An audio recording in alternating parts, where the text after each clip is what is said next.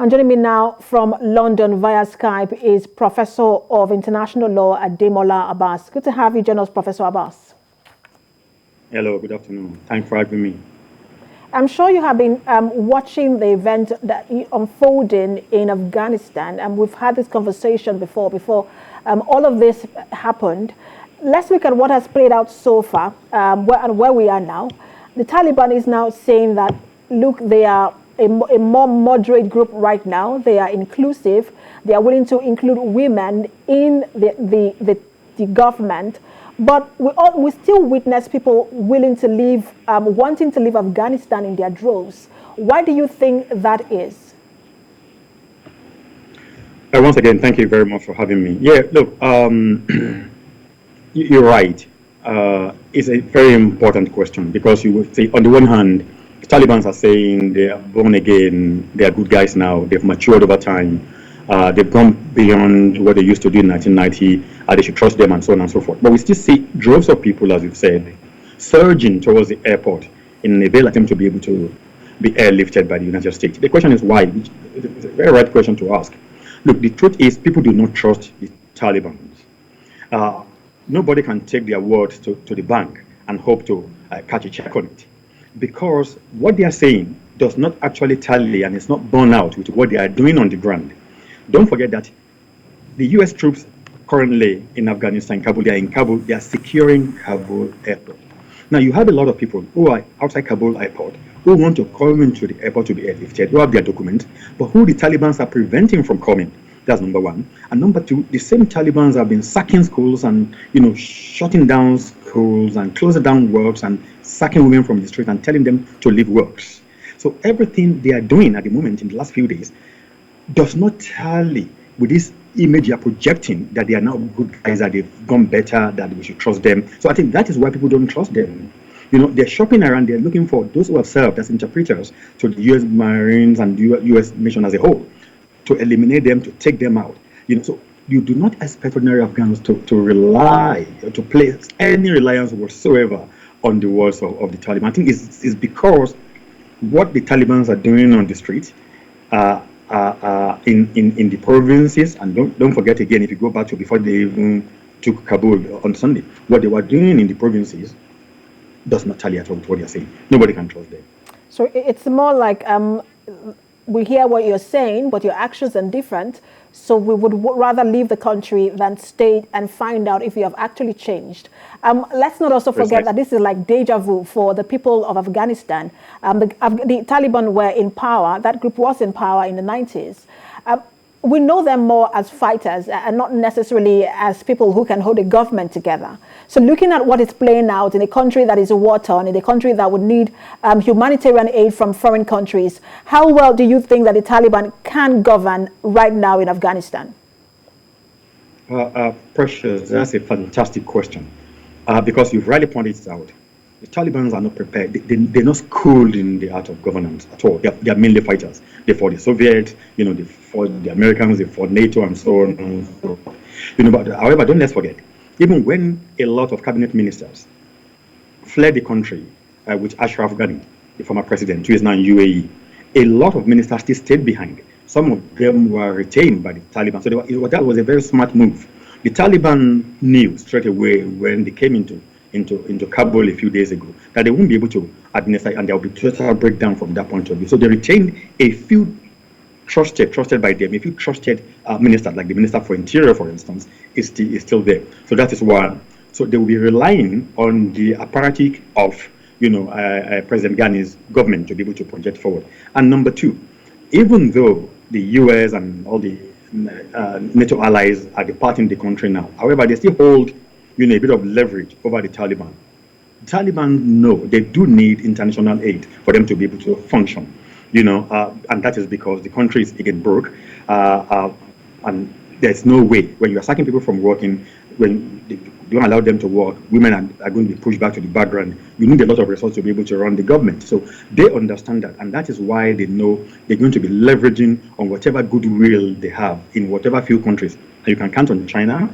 You can count on Russia, who are not totally opposed to the presence of the Taliban. So the straightforward answer to your question is that the Taliban are going to be relying on the apparatus, the same structure that that the President Ghani used, and also they've been promising that they're going to bring in other ethnic groups into play. So again, let's be cautiously optimistic that it will go that route, but it's not starting from ground zero. That is a key point here.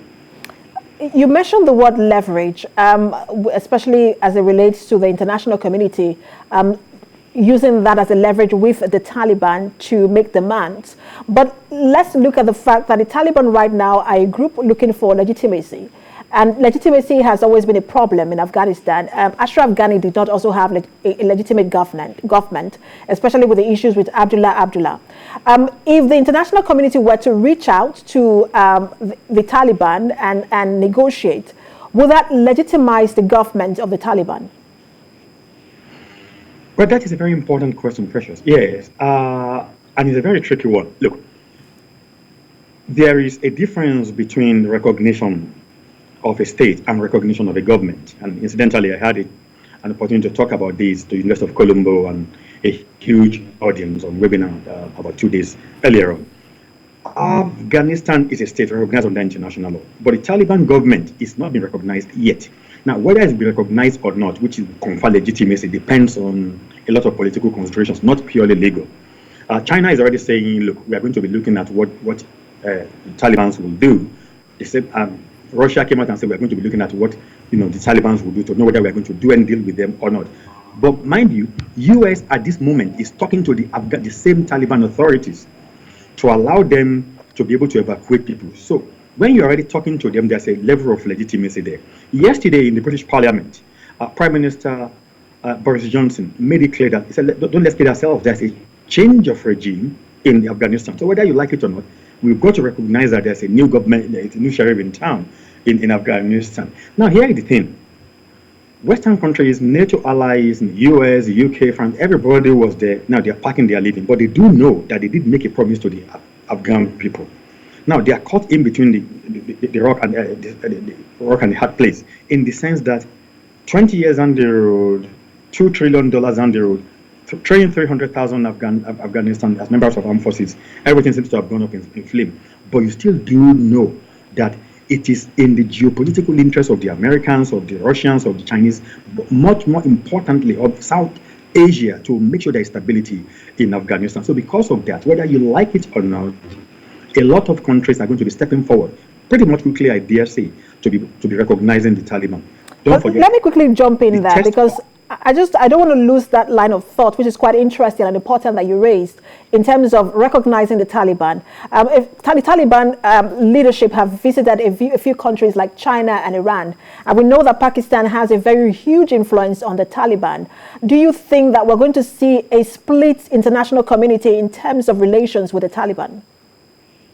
There is no question, there's no doubt about that, Precious. It's already split, whether we like it or not. Because, look, U.S. used to give the Taliban Afghanistan about $16 million in aid a few years ago. Today is about $3 million.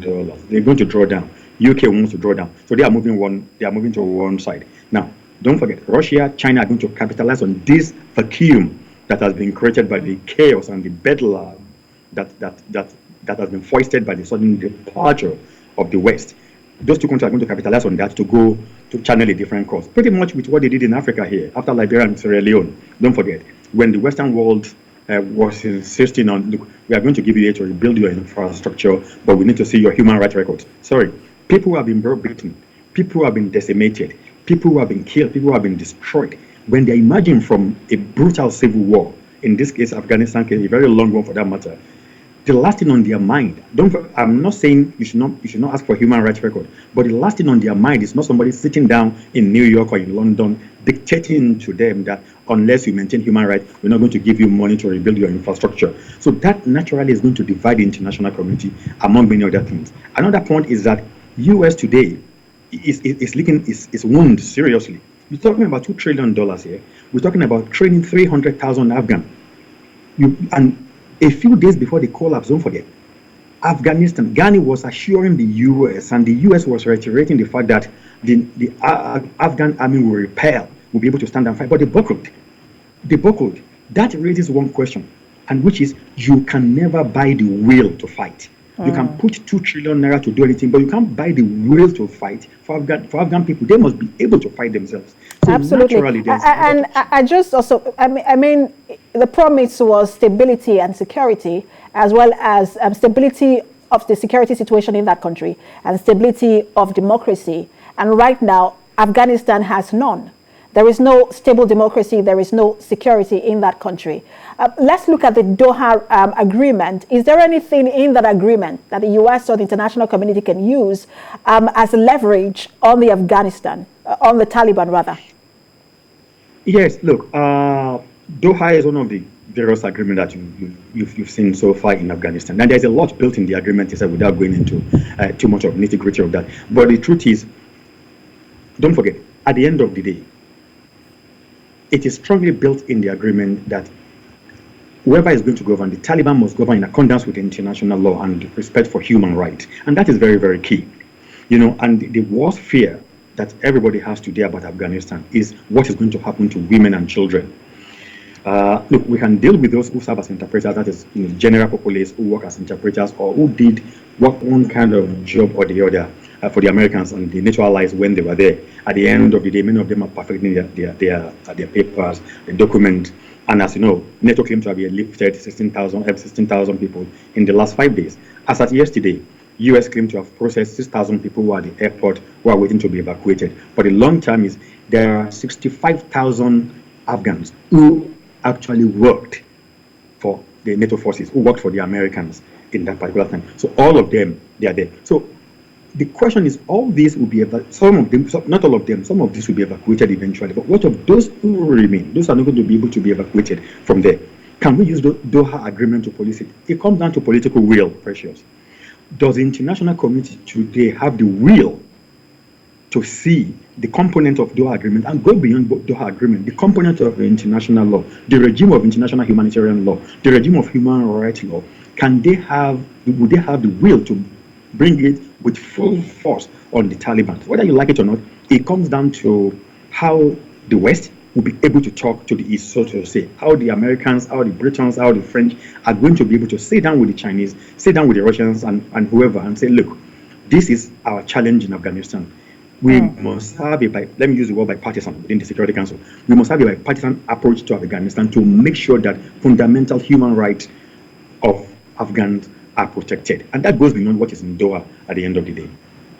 I have read your book, Professor Ademola and Abass, and you mentioned issues around treaties, agreements, and law of treaties, law of jurisdiction. Treaties are treaties, but jurisdiction is sovereign. And right now, the U.S. and international community do not have that jurisdiction anymore in Afghanistan. That makes issues really difficult. I wish we had more time to talk more on that, how difficult things could be. But I'm afraid we do have to leave it there. Professor of International Law, Ademola Abass, thanks for talking to us. My pleasure. Thank you very much. Have a good day.